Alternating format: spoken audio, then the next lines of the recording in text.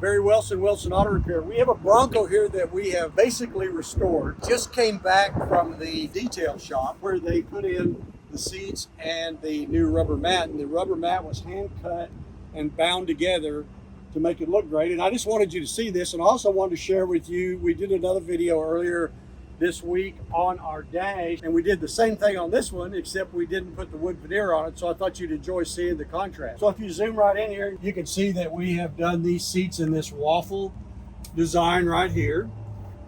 We have a hand-built console with 2 cup holders, and then another console down there with a Bronco insignia on it, down by the shifter.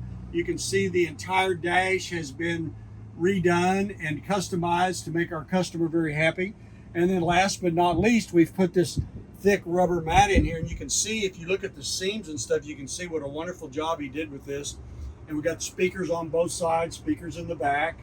And then I'm going to put this seat up, and you can see back here that we have added covers over the wheel wells and put side panels in it. And then look at the top, we put a headliner in it that's color coded to the car.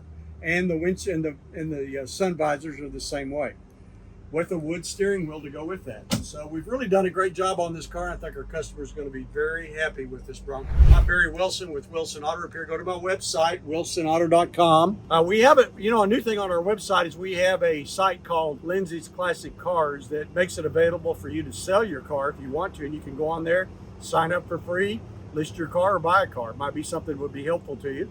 I hope this is helpful, that you can find some ideas out of this to help you modify your Bronco and make it something that you'll be happy driving. Also, subscribe to my YouTube channel.